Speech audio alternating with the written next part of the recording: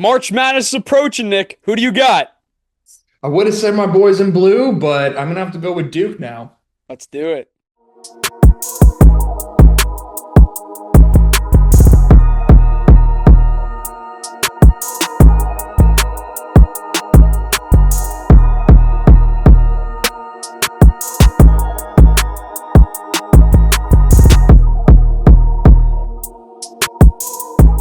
Hello and welcome to another episode of the Daniel Federico Show.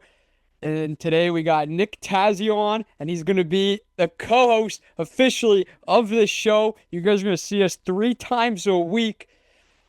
Nick, what's up, brother? Not too much. Very, very happy and blessed to officially be a part of the Daniel Federico show as the co-host. Yeah, and I'm just ready to start pumping out episodes and to really get down to the nitty-gritty of all these sports topics with you, brother. Let's start it off with some NFL chat. Combine just wrapped up.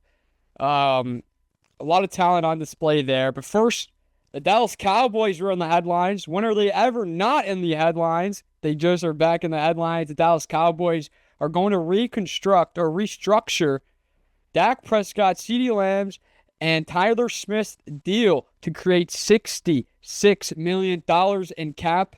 Jerry Jones also said that he's going to rework Kenny Clark's, Uza's, and Quinn Williams' deal as they're scheduled to hit $63 million against the cap.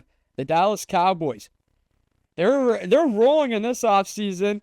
Free agency starts March 11th. Jerry Jones also said they're going to be big spenders. Let's see if do we believe that? Do we believe Jerry Jones when he says they're going to be big spenders in the offseason in the free agency market? I don't believe anything Jerry Jones says until I see it. But I do think though, the way he said this, it's kind of like, yeah, like he really is worried that he's not going to be alive for the next Dallas Cowboys Super Bowl. And I think that's an honest thing. Like he's in his, what is he, 83 or 84? He's in his 80s. Yeah, he's in his 80s. I'm not sure on the dot how old Jerry Jones is, but he's for sure up there with age. Yeah. And I want to like he has to go all in. They franchise tagged George Pickens. CeeDee Lamb is under contract and he's in his prime. Dak Prescott's playing at an all-time high, and who knows how many years. Yeah. And Javonte Williams re-signed. Like they've been getting active early on in this offseason. But there's 3 priorities that I think the Dallas Cowboys have to do. My first one is get George Pickens a long-term deal. I get signing for a franchise tag to just for some insurance that he'll be on the roster for 2026, 2027 season. But that's the number 1 priority. I think get George Pickens to sign a long-term deal because they already created $6.5 million in cap with releasing Logan Wilson. Mm-hmm. My other priority is to bring back Clowney on a cheap deal. He had a terrific season with the Dallas Cowboys. Well, I wouldn't say terrific. He had a pretty solid year showing with the Dallas Cowboys last season. I think if they sign him to a cheap deal, it'll be great for both parties. And they have to figure a way to sign back one of the best kickers in the National Football League, Brandon Aubrey. I don't think you spend $10 million on a kicker. The half is 8.5 max in my eyes for Brandon Aubrey. The Dallas Cowboys, they don't have a lot of draft capital. They have 2 first-round picks. That's great. The 12th pick and the 20th pick overall. Then they also don't select again until the 4th round. They have 8 total picks just in this draft alone, but most of the picks coming in later rounds. Dallas Cowboys, they need to get active, and I think they need to find a way to get back in that second round because there's going to be a lot of talent left in that second round that could be first-round material. Just because how stacked this draft is defensively. And another person to look out for in free agency and see how their scenario goes, or his scenario goes, Nakobe Dean from the Philadelphia Eagles. If he goes to the free agency market, I think that has to be an eye to look out for with Christian Parker and this defense, as he's the new defensive coordinator in Dallas. Christian Parker, he would fit in his scheme terrifically. I think that's a person that they have to go after. I think they have to keep a close eye on his situation there in Philadelphia. And if he does end up going to the free agency market, Dallas got to scoop him up. Dallas has to spend the money this offseason, because if Jerry Jones says that they're going to be big spenders, that's a guy you can make a splash on, because he could be a boom or a bust. But I think the boom side is 10 times better to take the risk on, and Nakobe Dean and that line, and he'd fit perfectly into that defense. I know the defensive back is an absolute problem with the Dallas that's Cowboys. a bigger issue, to be honest. Like, Yeah, I like the Nakobe Dean idea. When I think about the Cowboys and how like bad they were in defense last year, who's the guy who kind of got the most public shaming? It was Trayvon Diggs. Would you say? Trayvon Diggs, and he's out. He's out. But they were horrendous in their secondary, which is why I think them going out there and looking at a guy like Nakobe Dean, that's a good idea. But like what you outlined to me right before about you guys having 2 first-round picks and then not picking again until the 4th round. Well, that tells me that this year's first round for the Cowboys is quite possibly the most important.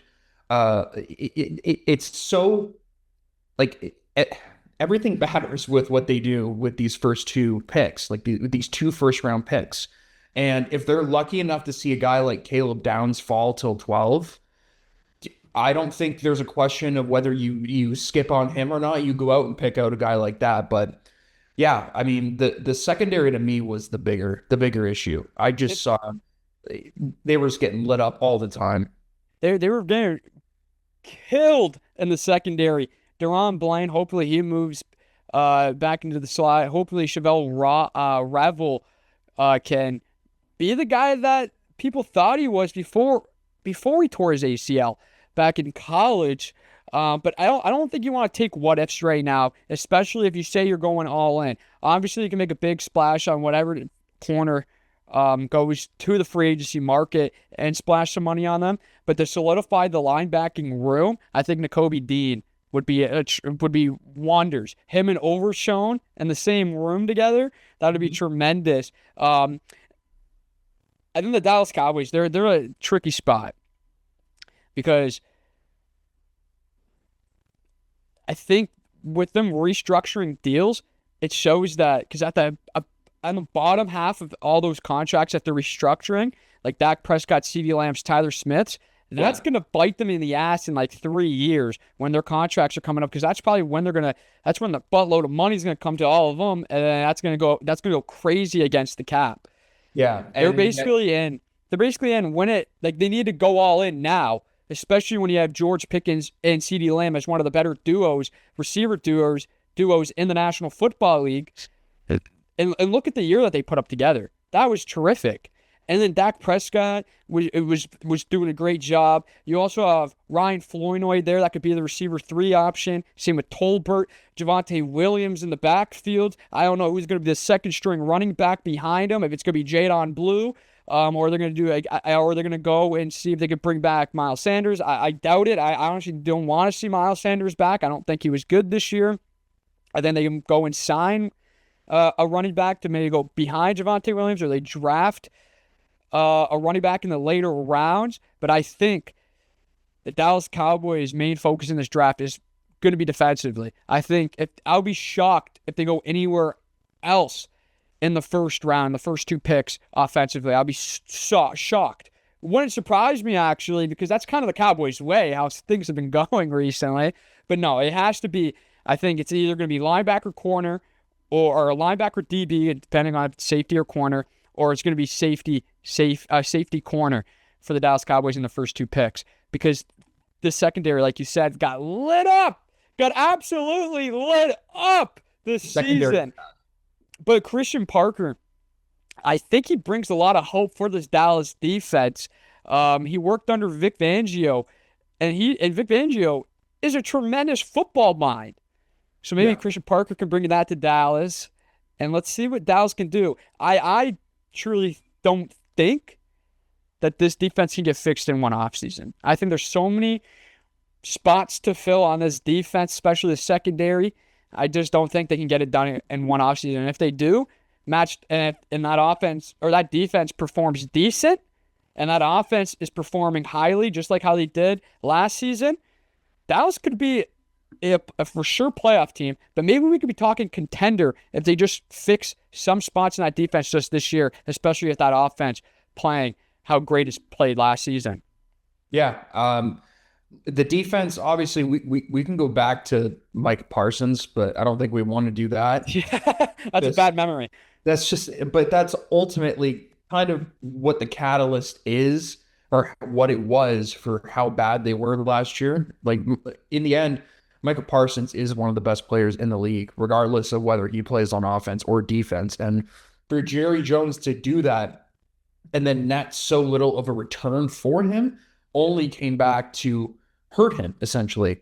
I love Quinnen Williams. I like that he's there. I just don't think that nothing will replace Micah Parsons. And I really agree with what you said as well, Daniel. I don't think this is going to be fixed with just one off season, unless they go out there and they do something huge and somebody huge falls to them in the draft. They don't have the cap space to go out for a guy like Trey Hendrickson, because Trey Hendrickson wants to get paid. And George Pickens is going to want to get paid too. So that's also something to take into consideration, especially with the Cowboys having to rework these deals since they were so far over the cap. So as of right now, it's a wait and see thing until the draft comes. The Cowboys can only do the research that they can on the players that they saw at the combine, and then make what people like you, Cowboys fans, would hope to be an educated guess, and not just going out there and taking, I don't know, I'm trying to think of a Cowboys first round bust, but I don't know why none are coming to my mind right now. There's been a lot. Mazi Smith, he's not really turned out well. No, I'm thinking someone like big, like a receiver, like a running back, like somebody like an offensive player that was drafted and was going to be like the next. Well, to be honest, most of the offensive guys the Dallas Cowboys have drafted, to my memory, have been pretty good. They've been pretty spot on, for the most part. Because there's for sure someone out there. I don't know why I'm not thinking of it right now, but I know there's been a lot of defensive players that they've tried to draft in the first 2 rounds, and they really haven't panned out.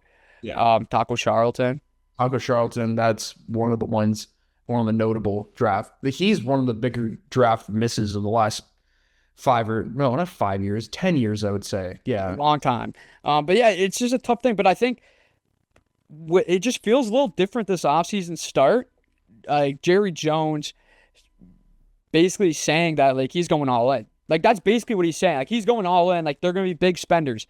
True or false, is that going to happen? Like, who knows? Do I believe that Jerry Jones... Because Jerry Jones says a lot of things to the media. Like, a lot of things. Do you believe that he's going to go all in as a Cowboys fan? Like, do you No, think like, that... I genuinely don't think he's going to go all in. I've been a Cowboys fan my entire life. I've heard Jerry Jones. I've watched a lot of Jerry Jones press conferences in my life, in my 23 years of living. He has said a lot of nonsense to make Cowboys fans believe and buy into this team. And then when training camp hits, there's a lot of belief. Then you see this product on the field in the first week of the regular season. It's like, oh my God, we stink still. That could be a system issue, but even when he does it, because I know a long time, I think 2 or 3 years ago, he said the exact same thing, that they're going to be big spenders. I think they signed 3 depth pieces, not a star, 3 depth pieces. And that's why I don't believe Jerry Jones until I actually see it. Like, if Nakobe Dean, if they go out and sign Nakobe Dean, let's say he goes to free agency and the Dallas Cowboys sign Nakobe Dean, I'll buy in right there. I'll buy in. If they have a good draft, there's a good chance that a top 5 or top 10 draft pick drops to Dallas at the 12th spot type of talent. Maybe top 5 type of talent drops to Dallas in the 12th spot, And if they don't mess up their draft picks, I'll buy in again. I'll keep buying in until they suck again, or until basically week 1 of the season goes. But I've heard Jerry Jones speak a lot. Yeah. He said a lot of nonsense in this world. I can't believe him this time. I really can't believe him this time until I see it. And I think that's a lot of Cowboys fans too, because he's going to be a big spender. Yeah, right. When was he ever a big spender in my lifetime? What about trading up in the draft? See, that's also a possibility that I can see them doing, because, to be honest, they're in 2 good spots right now in the draft. 12 and 20. They are. Like, that's fairly good right there. But the thing is, 12 is so close to being in the top 10 where the best guys are. And like we said, this is a really good defensive draft. Yeah. This 3 linebackers are probably going to go in the top 10 in general. Yeah. Along with Caleb Downs, so that's 4 defensive players. And then who else we got? Obviously, Mendoza or Arvell Reese is probably going to be number 1 or number 2. But we shouldn't get into that because we have draft talk coming up. Yeah, we have draft talk about. But like, I understand what you're saying. Like, if they trade up, that wouldn't be a bad idea. Like, to get into the top 10. Yeah. Like, or they can use their, like. What if Ruben Bain falls to 8? Like, what if you guys go out there and then you call up New Orleans and you're like, what do you guys want for the 8th pick? And just listen. Yeah, like I think the Dallas Cowboys are gonna have to listen to calls, especially when when they have 2 first-round draft picks, because it wouldn't hurt. It literally would not hurt to go get a player like David Bailey or Ruben Bain, like, and see who drops. Yeah. See who drops, because somebody is gonna drop. But even then, like, what if you find yourself with Caleb Downs? That's pretty damn good. That's spectacular right there, because that also takes away from how bad the secondary was, and he could be the guy that could fix that secondary. Not fix the secondary day one, like, not fix it completely, but it helps. It helps a lot if he gets drafted. But, like, I don't know, there's so many team needs in the top 10. Like we have a mock draft coming up when we talk about it, after we talk about the Buffalo Bills for a bit. But yeah, like, to be honest, I think it's a potential good idea for them to take calls to get into the top 10. But at the same time, though, if they just sit at 12 and sit at 20 and take the best available defensive player at those 2 spots, I'm not mad about it. Like, I think I'll be okay with it, and I think that's also a good philosophy to have. Yeah, I mean, like, you have no choice but to wait right now, like, wait and see until the NFL draft comes. Or if the Cowboys if they make a move and they move up the draft order, in particular, with, 6 to 8 would be a pretty damn good landing spot. But yeah, you kind of just have to wait and see right now what happens. Listen to this too. What if they trade down a little bit, like 20th pick, to get into the second round, so they at least have a first round pick and a second round pick? Like, I know that sounds a little ridiculous, but honestly, there's going to be so much talent left over that they have to find a way to get into the second and third round, in my opinion. Yeah, I mean, if the return is good for that trade. Yeah, if it's obviously the right return. I think, truthfully, Dallas should sit and wait and take the best available player at the 12th spot and at the 20th spot. I think that's what their kind of idea is too. But honestly, if I'm Jerry Jones or Stephen Jones, it's not a bad idea to take a call or 2.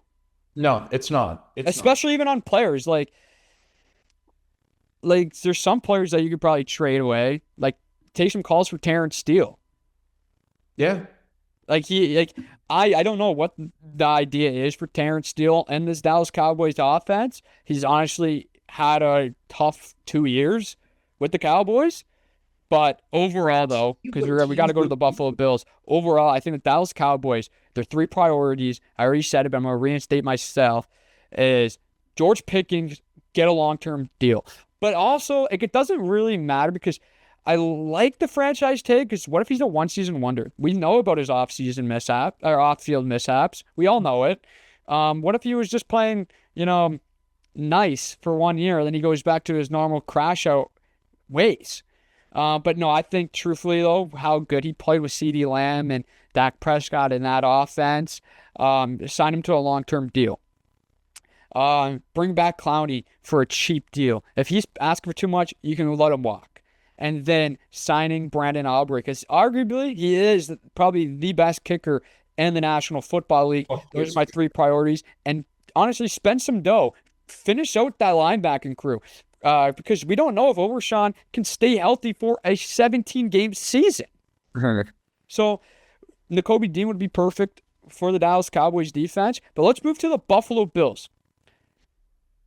I think in this offseason, they have to go and get a clear-cut number one receiver for Josh Allen. Josh Allen cannot be Superman each week for this Buffalo Bills team. No. We've seen it in that Denver Broncos game. We've seen it in the past where he has no one he can rely on and trust, and he has to try to do it with his legs. He has to try a bunch of things and try to be Superman. And trust me, Josh Allen is super. He's the closest thing to Superman we've got in the National Football League, because he is one of the best quarterbacks in the National Football League, MVP last season. It's just that it feels like this Buffalo Bills team just isn't giving them something. The receivers that are going to come back next year that are Keon Coleman. Yeah. Their president and their owner literally bashed him in a press conference when Brady got in Brady's head coaching press conference. So, like, I don't see them using him much. Then they have Josh Palmer, Shakir. That right now he's probably the number one receiver option. They have Curtis Samuel still there. I think too. You go and find a clear-cut one and bring back Brandon Cooks. Yeah, Brandon Cooks was great for them down the stretch. Three names that have been linked to Buffalo as like a receiver that they can go out and sign are Romeo Doubs, who I don't hate at all. Rashid Shaheed from the Seahawks, Super Bowl champion Rashid Shaheed, that is. And his explosive speed could be a game changer for Josh Allen. Yeah, absolutely. But those two would be amazing, but arguably like the big fish would be Alec Pierce from Indianapolis. Legitimate, one of the game's best deep threats at receiver. I look as a Bills fan, like when I looked at what transpired as soon as we lost that game in heartbreaking fashion, the way that we let go of McDermott, and I know a lot of people like I'm on the minority where I'm happy that McDermott's gone, but the way in which it was done, not happy at all. I don't think Terry Pegula should have opened his mouth, especially the way he did about Keon Coleman. I don't think owners should ever talk at press conferences. I just think it's bad. It's bad for their product and it's bad for their fan base. I'm just as a Bills fan, like when I sit back and I look at that, and then we promote Brady from within, who why even fire McDermott if you're just going to promote his offensive coordinator to be the next head coach? You're basically going from one McDermott to another McDermott. Yeah, in my eyes. Well, in my eyes too, because what philosophy do you think Brady's been following the last few seasons? McDermott's. Yeah. And Brady is like, great, he's a young guy. Woo, rah, rah, great, awesome. Who gives a flying whatever? Who cares? I hate that whole thing about let's just go out and find the young analytical guy because that's the trend. Yeah, and then ask friggin' Mike McDaniel how that worked out. Right. Didn't work out good at all. Ask Brandon Staley how that worked out for the Chargers a couple years back. That didn't work out good. How would Jonathan Gannon? He's not employed. There you go. So, like, I don't like that idea, and I understand it was, well, he was within the building. Well, this was also the offseason where multiple head coaching candidates appeared, and I know you can sit back and say, well, no one knew about that. How could we have foreseen that was going to happen?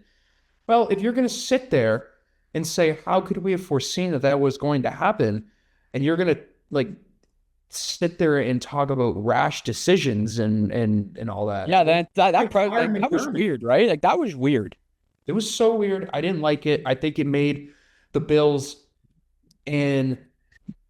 immediately less desirable, lesser, more desirable. I don't know how to speak, man. A less desirable destination for free agents than it already was. Because, like, if you're a free agent coming in and you're you've been in the league and you're established and all that. Like, not many people want to come to Buffalo and play in frigid snowstorms. And they want to go to a fairly, a warm weathered state or a warm weather area, unless And that's when football players play their best ball, is in warm conditions. yeah, like, and it's weird because as fans, like, we talk about football weather, like that's one of our favorite things. You and I talk Rain, man. Rain's a football weather type game. Snow. snow, like middle of autumn, get that temperature 8 degrees Celsius, a little chill in the air, sweater weather. That's football weather. But NFL players don't want that. They want to live in California. They want to live in Texas or Arizona or they New York City is obviously an anomaly because it's New York City. And then, the Patriots, you could say that for Boston too. But in general, I didn't like the way it was at all. And I don't think it was handled properly at all by just promoting Brady to be the next head coach. So that just leaves me nervous until I see the first on-field product of what the Bills are going to look like in the post-McDermott era. And this has huge implications for Josh Allen because the Bills, you can spin it however way you wanted, but like over the entirety of his career, they have wasted it. They have wasted it and wasted it and wasted it. And he has done nothing but brought them glorious chances to take the next step, beat the Chiefs, go to the AFC title game, go to the Super Bowl. Like, Josh Allen has been everything that you would want a franchise quarterback to be, and then some. And even then, he hasn't complained once about his situation. As a Bills fan, I just get nervous until he looks around and he says to himself, my God, like, if I'm really serious about winning a Super Bowl, I got to get out of here. And you know what, man? Like, the supporter cast hasn't been there. I honestly don't think. Yeah, they had Stephon Diggs, but that guy was a locker room cancer. Yeah. And then you bring in a guy that's turning 33 years old, Brandon Cooks. He played terrific. You got to sign him. I think he's cheap. I want to say his market value is like $6 million, maybe $7 million, somewhere around there, maybe a little less. They got to bring him back. The Buffalo Bills have the 26th overall draft pick. Do they go receiver there? They can have maybe Lemon can drop to them. Maybe Denzel Boston will still be there. Do they pick a receiver in the first round? What do you think? I think if they don't get a good receiver in free agency or somebody that they perceive to be the number one guy going into next year, then yeah, you got to go receiver first in the draft. And then, like, geez, man, if you're lucky enough for Lemon to fall, like we spoke yesterday on the phone, I told you I love Mekhi Lemon. Like, I think he is fantastic. And I think he is going to be a day one NFL, just one of the best players in the NFL. Best receivers for sure, but he's going to step in there as a day one pro-ready football player. Yeah. So Boston's not a bad option. I like Concepcion from Texas A&M as well. I think he's a really good receiver. But yeah, to answer your question, I think you should think more towards going receiver in the draft in general. Because, like,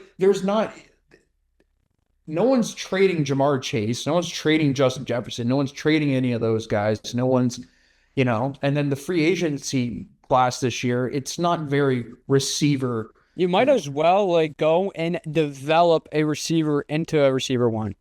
Well, that's likely what we're probably going to do through the draft. That's what they try to do with Keon Coleman. And, I think you let young players play through their struggles. Anytime. I know you're on the. I know it's not a good idea, but I think you just let players play through their struggles, especially how young Keon Coleman. With Peyton Manning, didn't Peyton Manning throw threw 30 interceptions in any one year? Didn't Peyton Manning in his rookie year throw? Rookie year, Peyton Manning he went number 1 in the draft, and he was horrible. Okay, so Peyton Manning's rookie year, he started all 16 games. He threw basically 3,800 yards, 26 touchdowns. The team went 3-13, but he also threw 28 interceptions. 28 interceptions, a record for a rookie. Yeah. So play through the struggles, and I've been saying this a while. Like, yeah, Keon Coleman has been playing terribly. But a lot of young guy play through his struggles. That's the only way they can get better. But when they become like in their fourth year, fifth year, and they're still playing the same terrible football, you just gotta let them go.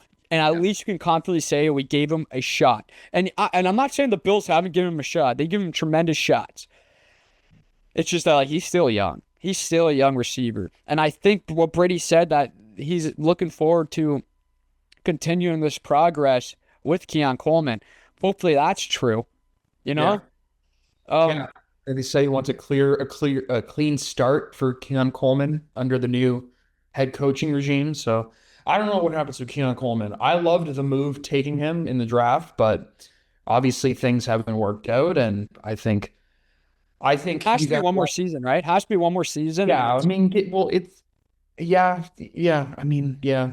Has to be one or two more years, and then if he's just probably just one, to be honest. Probably just one, and then go receiver in the draft if you can, and then see what happens with that. Or take, sign Dobbs or Rashid Shaheed, somebody like that, if they even want to come to Buffalo. But yeah, the outlook isn't great for the Bills right now. It's not. A lot of uncertainty. Lot of uncertainty for the Buffalo Bills. People are saying their window's closing. I think it's nowhere near from being closed. I think they're only a couple pieces off from literally going to the Super Bowl. But the Combine just wrapped up. We have some Combine winners. I have 3 Combine winners from the weekend. Yeah. I have 3. I have the quarterback from Arkansas, Taylon Green. He had a fantastic performance, running a 4.36 40-yard dash, a 43.5 vertical inch vertical, and then 11.2 broad jump. My other winner is Eli Strowers, tight end from Vanderbilt. He performed an all-time high, having a 45.5-inch vertical, a 4.51 40-yard dash. And then the safety from Oregon, Dylan Thieneman, he also performed a lot. I think performed great. I think those are the 3 guys that have really upped their stock in the NFL with the NFL Combine. Yeah, all great choices. I love Thieneman, watching him in Oregon games this year. I have Sonny Styles, the linebacker from Ohio State, who's likely going to go in the top 10. And if he does fall to your Dallas Cowboys, that would be awesome. I would love that. That'd be a dream. Oh my God, would that ever be awesome? There's no way. He's for sure staying in that first round. Yeah, he's going to stay within probably the top 10 picks. But he's 6'5", 244 pounds, 10-inch hands, 33-inch wingspan. The guy's big, man, and he can move. So he ran a 4.46 in the 40-yard dash. That matched Arvell Reese for the top time by a linebacker. And Arvell Reese many people do consider him to be the best defensive player in the draft. He's likely going to go number 2 to the New York Jets. But his college teammate, Sonny Styles, matched him. And he had a broad jump, 11 feet and 2 inches, but he jumped 43.5 inches for his vertical, which marked the highest vertical jump by an edge / linebacker from 1999. And he showed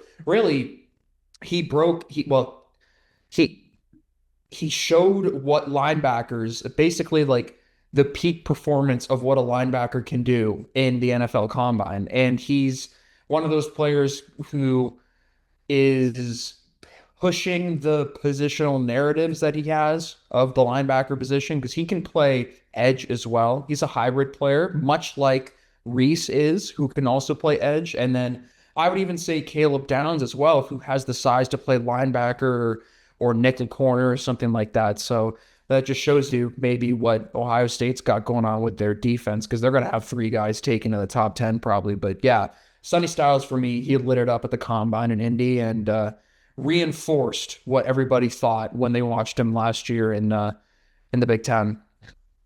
Talking about the Combine, wrapping up this week, we did a mock top 10 picks of the NFL draft. We have number 1, first overall, Fernando Mendoza, the quarterback out of Indiana, to go first overall in the mock draft. You guys can see the edit or the graphic on the screen right now. Jeremiah Love out of Notre Dame going to Kansas City. Another weapon from Patrick Mahomes. Carnell Tate going to the New York Giants at the 5th overall spot. Avril Reese going to the New York Jets at the number 2 pick. Nick, talk about a couple of your picks too that we made yesterday. Yeah, I mean, I think the top two are pretty self-explanatory. Mendoza is going to go number 1 because of what he did, bringing Indiana not back from the dead, but just from the dead in general, losing his program in college football history, obviously won the national title this year. I have him going number 1 to Vegas. Tom Brady is going to get his guy as the new minority owner of the Raiders. I have Arvell Reese going to New York. In terms of my favorites, my favorite player in this draft is Caleb Downs. Yeah, I just think he is by far the most special defensive back prospect we've seen over the last, I would say, quarter century. But also, like, he has been that guy since he was in high school. And I kind of followed him when he was in high school, and he was amazing. Went to Alabama, played his first year at Alabama, and then since then has transformed into one of the best overall players in college football. So that's probably my favorite pick in general, him going to Cincinnati, shore up that secondary a little bit. But in terms of just pen to paper, like, look at what this could do, it's hard to not see how cool Jeremiah Love to Kansas City would be. Like, that would be really cool. It's a perfect landing spot for Jeremiah Love. Yeah, it is. But I also wouldn't be surprised after his combine that he had a terrific day, the combine on Saturday, that he goes early and Tennessee takes him. Like, how crazy would that be? The Tennessee Titans take him in the 4th spot. But if they don't take him, then I would say the Saints take him before the Chiefs, and if they don't take him, then he's dropping right in the Kansas City's lap. I think those are the 2 teams in the top 10 that arguably need a running back, because Kamara could be on his way out in a couple of years. Tennessee's always looking to re-up that running back room because they really do need it. But if he falls right to Kansas City, that's another weapon for Patrick Mahomes when he comes back from his ACL injury. That's probably the perfect spot for him that he can achieve greatness from year 1. I agree. And DeMarco Murray is the new running backs coach over there in Kansas City. Murray? Yeah. No way. I did not see that. Yeah, Google that. DeMarco Murray is the new running backs coach in Kansas City, I'm pretty sure. Got me second guessing myself here. Let's see it. DeMarco Murray. Oh, he did hire DeMarco Murray. Yeah, DeMarco Murray, new running backs coach. DeMarco Murray being the new running backs coach in Kansas City, I think just him having the chance to work with Jeremiah Love is going to be tremendous for Love's development in the National Football League. DeMarco Murray, hey, look at that. Haven't seen that. I know, pretty spectacular. But let's move on to some NHL chatter. The Los Angeles Kings fired their head coach this morning, Jim Hiller. LA is currently 3 points out of a playoff spot, but we're not here to talk about the Los Angeles Kings. We're here to talk about the Toronto Maple Leafs debacle of a season that is going on over there in Toronto. They're 0-3 out of the Olympic break. Austin Matthews hasn't scored a goal in 7 games. I think it's time to sell everybody. I literally think it's time to sell everybody, relocate the franchise. I heard Hamilton wants a professional hockey team, but the Toronto Maple Leafs, they don't have a first-round pick this year unless they have the top 5 pick. They have no pick in 2027, and then they have a first-round pick in 2028. But if they get a first-round pick this year, that Boston will get their 2028 draft pick. So they're kind of in a tough spot. You can't call it a rebuild, but you can call it a retool. And so I have 3 players that I think will get traded at the trade deadline. I think the first one is Bobby McMahon. I think my prediction for him is to go to the Los Angeles Kings, as they just lost Kevin Fiala to an injury, and he's most likely, he is actually out for the rest of the season, where he sustained an injury at the Olympic break. The other player that I think will get traded is Scott Laughton, and I think he's going to go to Edmonton. They need a bottom 6 guy, and I think he can be the perfect guy. And then I also have Oliver Ekman-Larsson getting traded. So with Oliver Ekman-Larsson, I think, well, first, all 3 of those guys, I think they can get a pretty solid bag for them. I think the Toronto Maple Leafs can get a big, solid get back for all 3 of those players, with draft picks, with maybe some set piece guys to set up for next season, because I think they're in the retooling phase. Like, you can't go through a full rebuild with Austin Matthews and William Nylander and Matthew Knies. You just can't. But Oliver Ekman-Larsson, where I have him landing, I think it's going to be also to the Edmonton Oilers, because they really need sharpening at the blue line, and I think he'll be a perfect man. So right now on the screen, I'm going to pop up, is you're going to see this graphic a lot for the next couple of months, maybe for the entire offseason for sure. I have the 2026-2027 Maple Leafs retool. So on the first line, I have Matthew Knies, Austin Matthews, and William Nylander. Obviously, it's all going to change. The second line, I have Max Domi, John Tavares, and a question mark at the right wing spot, 'cause they're going to have to sign a top 6 winger in free agency. Now, the bottom 6 here, Nick Robertson, no center there, because let's say if Scott Laughton doesn't get traded, they sign him to a new deal, he'll be the bottom 6 center there, or they're going to sign somebody in free agency to come in to be a bottom 6 center on the third line. And then on this right wing, I have Easton Cowan. What I hate what they've done with Easton Cowan this year is scratching him numerous times. These are the games now. This is honestly the year. This is a write-off year for the Toronto Maple Leafs, and I think that Easton Cowan should be in the lineup night in and night out. So I think he's going to be a third-line right winger next year. Now the fourth line, I have full of question marks. I have no idea who could it be on the fourth line next year. I think it's all going to be brand new players depending on the trade deadline. Obviously, past the trade deadline, this will start to shape up a little bit for another prediction, probably next week's episode. Well, actually not next week's, the week's after episode. I'll probably fill it a lot more. On the defensive end, people are saying Morgan Rielly is going to get traded at the trade deadline. He has a no-trade clause right now. I doubt he waives it for any other team unless it's a playoff contending hockey team. But for right now, I doubt it, because usually when players have no trade clauses, it's one of the hardest players to get rid of or find a deal for when they have a no-trade clause. So on the left defense, I have Jake McCabe, Morgan Rielly, and Simone Benoit. See, that could be a subject to change too, but they all can be. And on the right D, I have no idea who's going to pair on the first line with McCabe. Then on the second line, pairing up with Morgan Rielly, Chris Tanev, and Brandon Carlo on the final defensive pairing. And then in the goaltending department, I have Joey Wall and Dennis Hildeby. I think Anthony Stolarz is on his way out. He has had a very up and down season. I think what Craig Berube has done with the two goalies, with Wall and Stolarz this year, has been terrible. I think Stolarz, when he was returning from injury, I think he should have gone into AHL for a little AHL stint to get him back ready to playing professional hockey, because when they brought him back against Vegas, that looked terrible.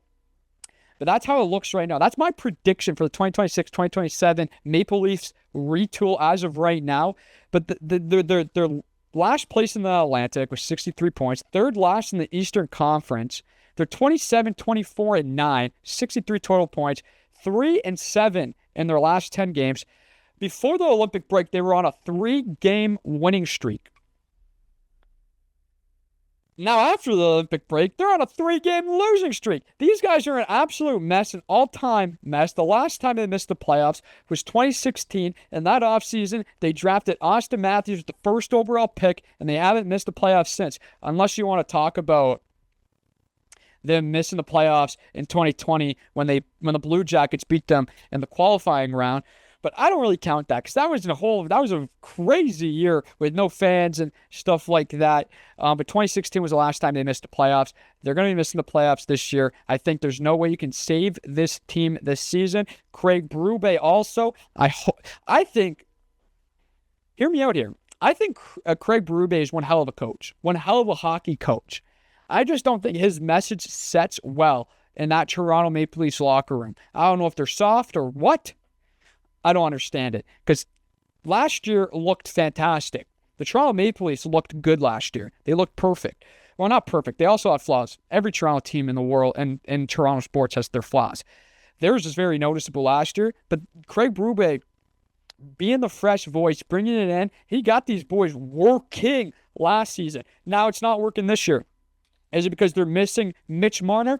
For sure could be. But you know who ran Mitch Marner out of Toronto? The Toronto media. I think it's tough that they're having a season like this, a down year, a full down year like this, the Toronto Maple Leafs. But I think next year is going to be a retool. I think the Toronto Maple Leafs fans can have a lot of hope. Because especially if they get a top 5 pick, let's say they win the lottery, they get the first overall pick, they draft Gavin McKenna. Gavin McKenna will probably start on the right wing, right beside Austin Matthews, and you can move William Nylander to the second line. So that could be a game changer right there. But I think this week, as the trade deadline's approaching, is going to be very interesting to see what the Toronto Maple Leafs do at the trade deadline. And then going into the offseason, it's going to be even more interesting to see what they do in free agency and what trades they make. Toronto Maple Leafs, their season, what a cluster it was. Not fun to watch, especially losing last night and the Battle of Ontario to the Ottawa Senators, getting absolutely embarrassed in their own barn. And then in the third period, they have a whole full line brawl. Where was that heart? Where was that heart all season long, all game long? It was just ridiculous. But that's enough talking about the Toronto Maple Leafs, the Toronto Maple Leafs. Let's talk about the NBA, okay? Let's go switch it to a decent Toronto sports team and the Toronto Raptors. They're 5th place in the another East. Toronto sports team that gives us anxiety and uncertainty. Yeah, the Toronto Raptors. That should be their slogan. But the Toronto Raptors right now sitting 5th place in the Eastern Conference with a 35-25 record. They're 4-15 against top 10 teams this year. That's a big cause of concern, especially with the playoffs approaching, and they have a pretty tough schedule coming up. And they play the Knicks on Tuesday. That's another great team. But the one thing where I hate is Grady Dick is out of the Toronto Raptors rotation. He hasn't played the last 2 games. He did not play against the Spurs, and he did not play last night against the Wizards. I think his time in Toronto is over. I think next season they're going to try and find a trade partner, and he's going to be out of Toronto. I hate to say it because last year he was averaging 15 points per game. Yeah. And then this year he's only averaging like 41% from the field. The last 10 games that he's played in has been 31% from the field. Those are rough numbers to have. Yeah, and the last time he played 20 minutes was January 25th against OKC in their 103-101 win. That is tough. His contract expires in 2027. Maybe he stays on for one more year, but truthfully, I don't know where Toronto can go with Grady Dick because they're having a great year. Their bench is deep. There's no question about it. Their bench is deep.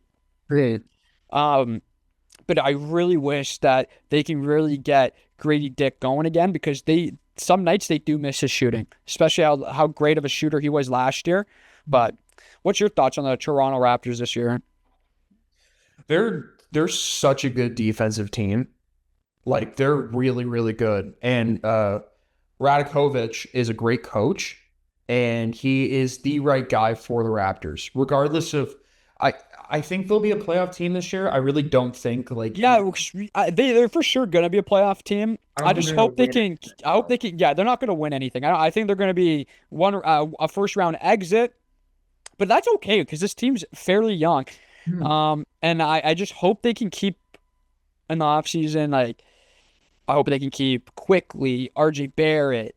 Like, I just hope they can keep this tandem going because I truthfully think they're building something there in Toronto. I think so too. Like, and they have their franchise guy in Scotty Barnes. Like, Scotty Barnes is like, he's not going to win Defensive Player of the Year because Wemby is going to win it, but if you look at outside candidates besides Wemby, you think about Chet Holmgren and then like Scotty Barnes. And coming out of college, coming out of Florida State, like we knew that his penchant was gritty. He's got long arms. He plays really good defense. He's quick and he's agile. He can stay with the man that he's marking. He's not the best shooter like at all. He's good close to the net, but as a defender, his attributes are really there in rebounding. And I would say just agility, staying with your man, lateral movement, that type of thing. So in reality, I think this is a good year for the Raptors.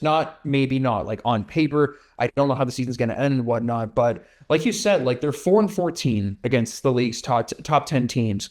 They're 30-10 against like the other teams. So the teams that are not in the top 10 for winning percentage, the Raptors are 30-10 against them. So they're doing half of the things right that they need to do. They're really beating the bad teams, not all bad teams, obviously. You know what this is actually reminding me of? When Toronto started going on these runs, started creating rosters, a young roster with back in like 2016, 2017. Yeah. And they were getting killed, dominated by the great teams. They're getting dominated, and then they're just dominating the other teams. And that's with Kyle Lowry, and that was with DeMar DeRozan. Jakob Poeltl was actually on one of those teams too, and now he's back. Who else was on those teams? DeMar DeRozan, Kyle Lowry. You had Terrence Ross. Remember Terrence Ross? Yeah, Terrence Ross is a beauty. But also another thing for the Toronto Raptors this year too is for another bench piece, Colin Murray Boyles. When he comes back from his thumb injury, that's another key player that will be coming off the bench. Like this bench is pretty deep, and I really like how it's structured. Like Jamal Sheed or Shed, I think it's Sheed. Jamal Sheed. He's played fantastic coming off the bench. He's been very great defensively. Jacoby Walter has been good too. Like this team is built. Yeah. And they have the depth for it. I don't think they're going to do anything in the playoffs this year unless they surprise the whole NBA. I just hope they continue their spot in the standings, 5th, 4th, 6th. I really, really hope that they don't go on a losing streak and end up in the play-in tournament, because I think they're going to lose in the play-in tournament, because they're either going to lose in the first round of the NBA playoffs in the first series, or they're going to lose in the play-in round. They're not going to win a series, but I think it would be better for this team to play potentially 7 games, but for sure 4 extra games. Yeah. No, I mean, it all depends on who they face. If they do, like, if they continue as they are and they make the playoffs as the 5th, 6th seed, whatever, if they're matched up against Boston or something like that, I don't fancy Toronto's chances. Neither would I fancy their chances if they were to play Detroit at some point. Cause I don't fancy their chances at all. The Knicks either. I think the Knicks would beat the Raptors. I really do. But I just think that this is, like you said, like 2016, 2017, when who was the coach? It was Dwayne Washington, and then Masai Ujiri was that his name? Dwayne Casey. Dwayne Casey. Yeah, it was Dwayne Casey. Dwayne Casey. I don't know why I said Dwayne Washington. Who's Dwayne Washington? No, Dwayne Casey, and then Masai Ujiri, and you could see like slowly they're building these teams, but they're running into LeBron's Cleveland Cavaliers, or they're running into I don't know, like the early iteration of the Milwaukee Bucks. So like there's hurdles to overcome. And the only reason why they became such a powerful team at the end was because of Kawhi Leonard. But at the same time, though, even if they had DeMar DeRozan, I still think they were going to that NBA Finals that year. But the experience, it's just about the experience. Like, they have to get a first-round playoff experience. Yeah. Like, I think a whole full round experience goes way farther than just playing in the play-in. Yeah, and I think the hurdle, like the benchmark in the East, to me, just like OKC is the benchmark in the West, the benchmark in the East until they're beaten with a healthy Jason Tatum is the Boston Celtics. Yeah. Like, they're the benchmark. And I know people are saying, oh, what about the Pacers because Halliburton's injured and all that? Yes, you could say the Pacers are, but the Boston Celtics have been atop the Eastern Conference for the better part of the last 5 years. They won the previous title, the one that preceded the 2025, the one where OKC just won. I guess 2024 that would be considered. So 2024, 2025. 2024, 2025. So that was the year last year Oklahoma City won. And therefore, the year prior, Boston wins. Dude, like, are we so sure that the Pacers would have made the NBA Finals if Tatum didn't blow out his Achilles?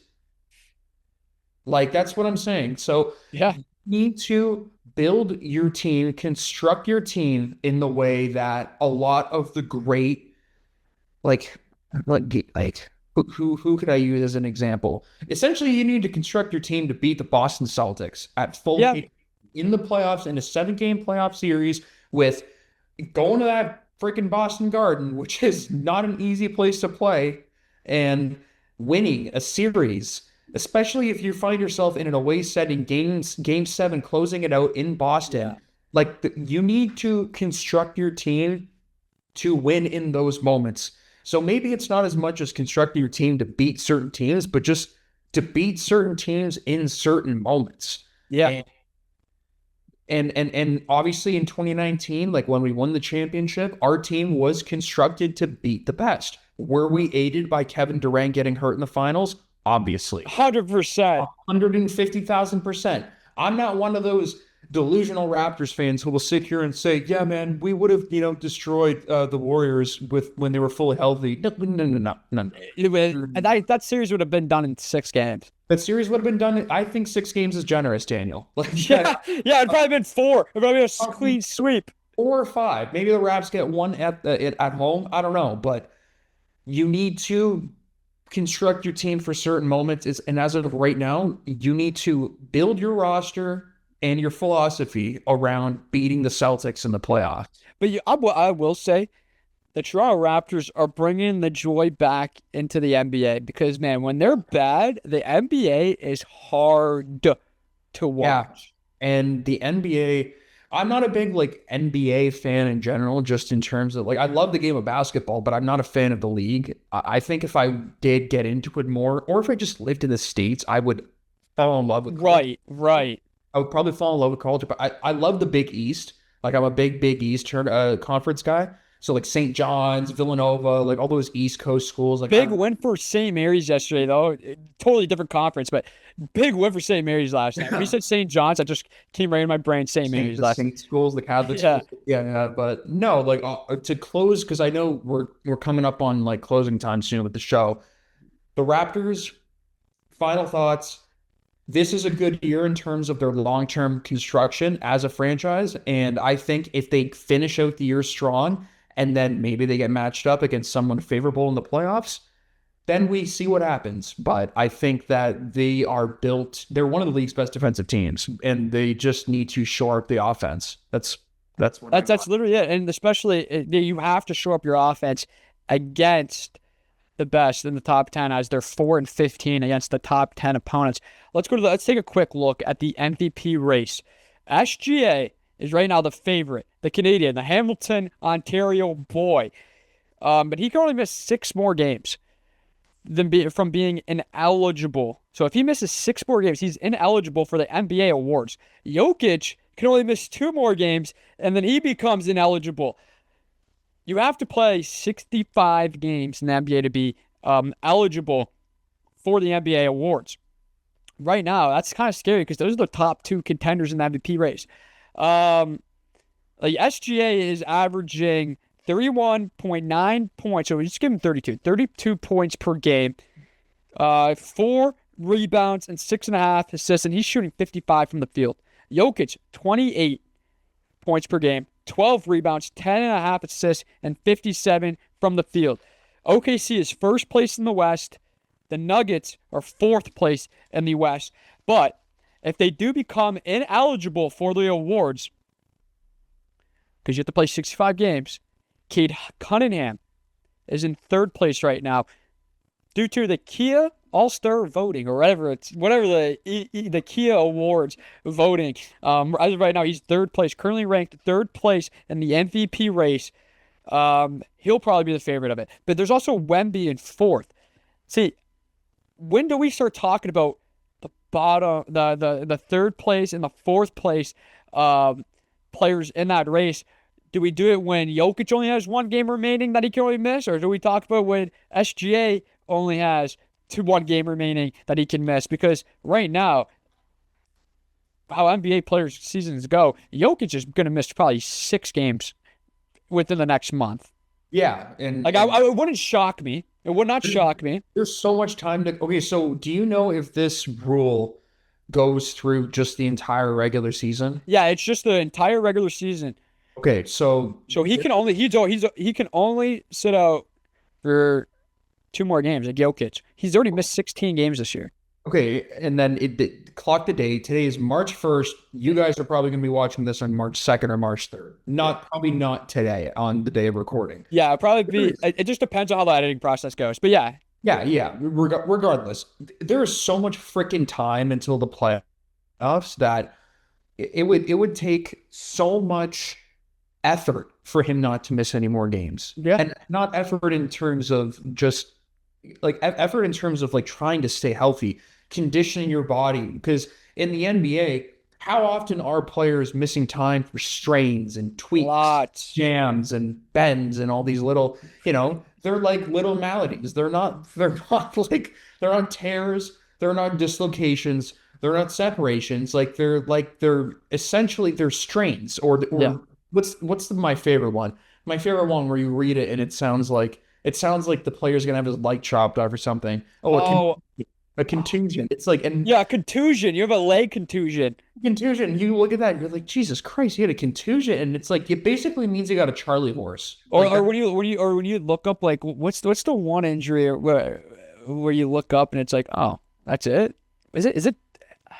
No, it's when you hear it, it's like, oh, that's nothing. Turf toe? Or you Turf toe. Yeah, turf toe. It's like, oh yeah, they just have turf toe. Then you actually Google it, and it's the worst thing you ever see for a toe can get. We were talking about that in the booth. I believe when we were doing one of the Hamilton games. Like, what's the softest sounding injury? Turf toe. Turf toe is such a soft sounding. Honestly, But then you Google it, and it's like the most disgusting, horrifying look ever. Like, just cut off my big toe at that point or something. Yeah, just look up a picture of Deion Sanders' feet, guys, and then you'll know what. Like, literally, just look up Deion Sanders' feet, and those puppies are messed, dude. Before we move on, because we are running low on time, and I want to talk about soccer in a little bit. The one thing I want to hear your thoughts on this. If the so the NBA already has it's a 65-game minimum to be eligible for awards. Why don't they just shorten the season down from 82 games to literally the 65, and then you just have to play 30 games to be playoff eligible, or not playoff eligible, but award eligible, or play 50% or 50 games, play 50 games. It does, when you say it, like when I hear you say it, it does sound very logical, and it does sound it sounds like something that should be done for a variety of different reasons. But the reason why I think they will not short the season is one of the more common answers to a lot of questions nowadays, which is money. Money and TV ratings. Yeah, money and TV ratings. And if you you shorten the season from 82 to 65 games, well, that's what's the math? 17 games worth of TV rights and ticket prices, attendance, all of that. That's 17 games worth that you're losing.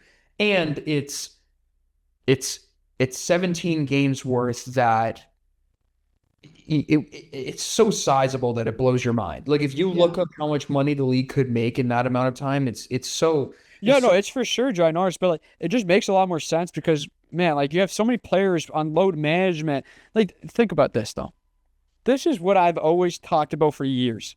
I had another point too. Go. You can go.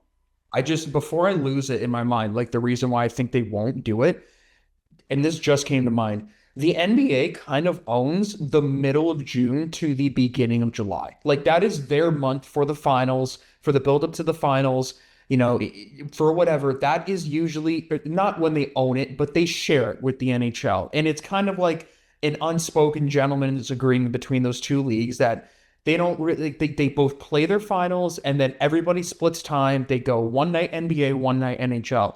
if the NBA were to shorten their season, they would also have to probably, if they wanted to own that same time of the year, like for people to really tune in to watch those games, they would have to start it later than they do in October? They probably have to start it. Yeah, they do it like around like the second last week or last week of October usually. So they would probably have to start it around Christmas time, which is another thing because the NBA owns Christmas Day. Like the league always creates the schedule and they circulate it around Christmas Day. They always have the biggest matchups, the most marquee players going up against each other. It's always like it's the NBA's day. So I think there's just too many obstacles in the way that people will look at and they'll say, oh, we can't do it because of this, because of that. What it all boils down to is money. Do I think it should happen for logistics and for like the health of your players and whatnot? And so, if I, as like a Toronto Raptor fan, let's say I want to go to a game and then I buy a ticket and then let's use 2019 as an example. And then I show up on the one night where Kawhi Leonard isn't playing and then I'm paying $250 for my ticket. I'm making my stupid freaking hour drive from Hamilton in goddamn traffic. I'm getting mad. And I'm doing that, and I'm going to go watch a game where Kawhi's not even playing. And let's say I don't even hear about it until I get to the arena. Yeah, like right before tip-off. It's load management, folks. Like, that is the other thing that's hurting. That's why I'm not a fan of the NBA. Because, like... I hate the load management. I want best on best each night. Each night. At least when I watch the NHL, a season that is just as long as the NBA, at least... And those guys are literally out for real reasons. Like, the legs are, like, off their... Like, their muscles are up their bone. Yeah, like you can skate in the leg and stuff like that. Like, I get it. I would do it. I wish they could do it. I wish the NBA has so much to do to fix what's going on. Like, but I do like how they're doing the approach where you have to play a minimum of 65 games. Like, that's tremendous because those numbers are real. Like, I'd like to say those numbers are legit. Like, like when you have an MVP race, like I don't know, but we got to move on though because this is our last topic of the day. Let's talk about some soccer, some national teams news. Alphonso Davies returned to practice or at a 20-minute session with Bayern Munich. He had a torn muscle fiber in his right hamstring. Great news for the national team as the World Cup is approaching that he has returned to training. I do not know. I doubt that he plays in these friendlies that come up, but just keep him as healthy as possible, especially for his club with Bayern Munich. Promise David. I was about to say Promise Davies. Promise David will be out for several months with a hip injury. He just got surgery. Canada's first match is June 12th. He's a big question mark for the Canadian national team for the World Cup. So that is like his season's over for Union SG. And it's likely over for the World Cup too. Yeah, like that's a tough time frame to return for the World Cup because we're almost 100 days, maybe less now. Days away. So we're 100 days away, and like you said, like the David injury, not the Davies, but the Promise. I thought that too. Yeah, hard to differentiate sometimes, but Promise David, he's going to be one of our foremost strikers in this upcoming tournament. He's 24 years old, got hurt in a game against Royal Antwerp playing out in Belgium. And like his season is probably done. Alphonso Davies, he hurt himself in the game against Frankfurt, I believe, in the Bundesliga while playing. The Bundesliga, yep. But literally last Saturday. And I remember. But that's good news, though, that he's already back training. I know it was a 20-minute session, but that's a build-up. Yeah, people are nervous because he's only 8 months removed from tearing his ACL. Yeah, and he's only played in, 7 matches or 8 matches this year in the Bunza? Yeah, he hasn't played consistently at all, which is something that's kind of troubling going into the World Cup because if you also look at Bayern, and I'll make this quick too because I know we're running up against time, but the things about the Canadian national team is that they're very injured right now. So you got Alphonso Davies, who looks like he's going to be okay, but Promise David is probably not.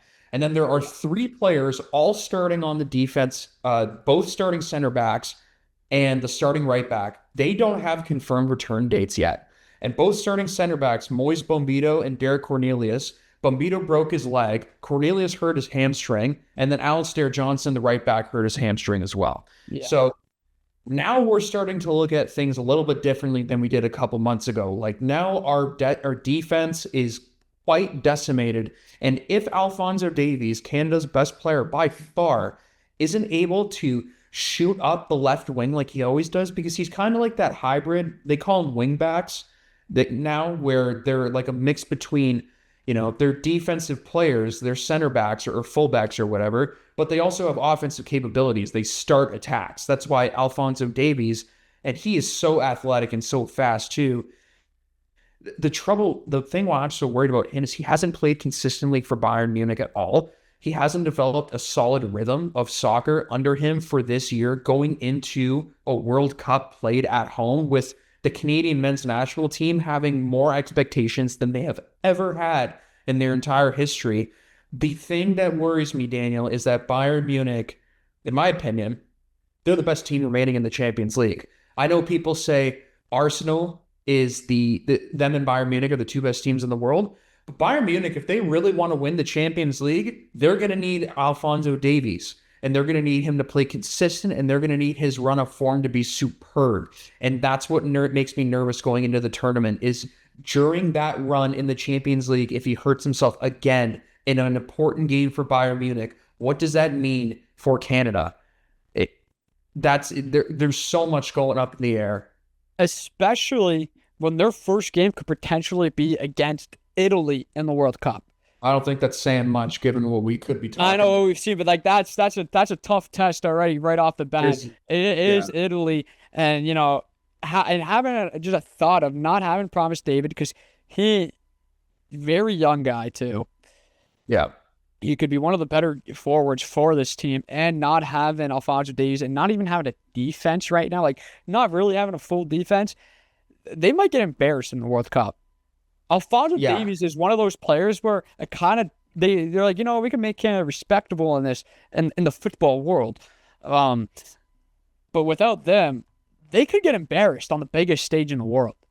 And it would set the Canadian national team and its reputation, the way it develops players, it would set them back so far. And this is going to be a huge thing, because coming into this tournament with all three host countries basically being at the same level of competitiveness, like, come on, like for Canada to come out on top over the United States and over Mexico, to come out of this tournament saying that the Canadian men's national team outperformed and made it further than the United States men's national team and the Mexicans men's national team, that would be that would be almost as big as winning the whole thing. Which, newsflash, folks, it ain't gonna happen. That's not happening. It's really not gonna happen. Canada, they'll be lucky. They'll be lucky if they score 3 goals this tournament. Yeah, their group is on the outset, it's fairly easy, but it does depend on what happens in a couple weeks when Italy plays Northern Ireland in the playoff.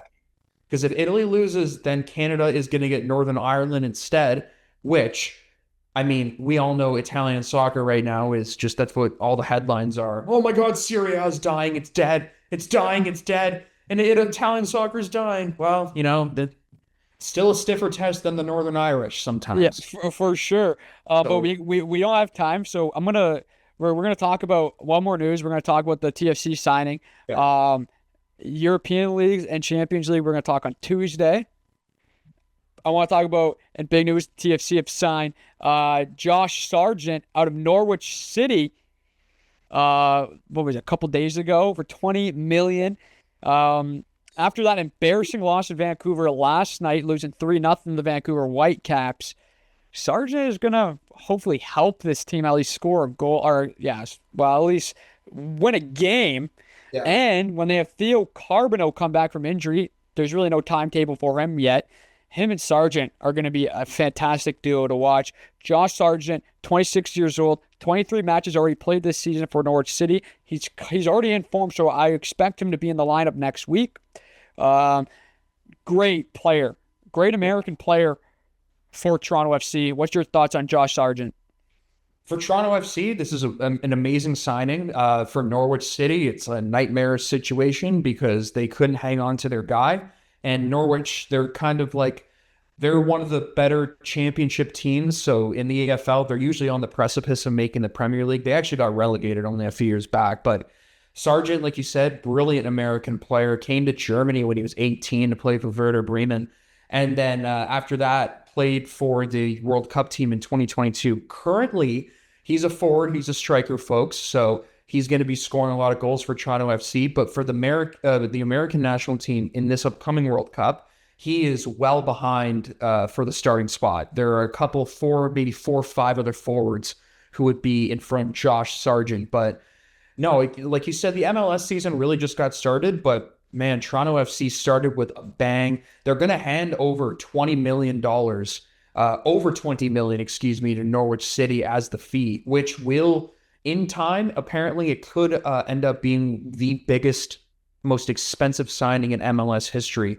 It would just have to get past Heung-min Son when he went to LAFC this past August for $20 million. So yeah, great signing, Josh Sargent. And as a TFC fan, someone who lives just south of Toronto, it does make me excited for the MLS.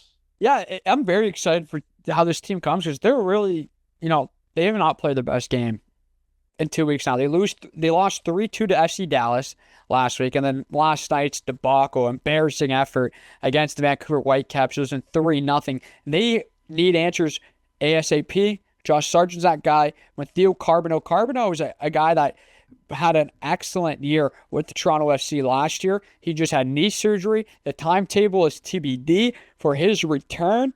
Hopefully, but once he returns, and him and Sargent get a nice little duo going, Toronto FC could be scary, or not scary. I would say pretty decent. And I think those are the two guys that they're going to build behind for the future. Josh Sargent, excited to see how he plays. Excited for the way that TFC goes. I expect him to be in the lineup next weekend. When they take on, who do they take on next week? They're going to play FC Cincinnati. I got it pulled up right now. So yeah, is that Saturday? Sunday, March 8th. It's going to be against, FC Cincinnati, who are currently ranked second in the Eastern Conference. Yeah, 2 games in. MLS, you can catch the games on Apple TV because Apple TV owns the whole thing, and you get to see like maybe 5 games on TSN this year for some donkey reason. But yeah, Toronto FC is, I think, they're in the upward direction. They're going to look really good in the next couple weeks. They finally have someone up top that's going to be a tremendous game changer, but the show has to end. I'm Daniel Federico. That's Nick TAZZEO. Thank you for tuning into the Daniel Federico Show. We'll see you guys again next week. Ciao.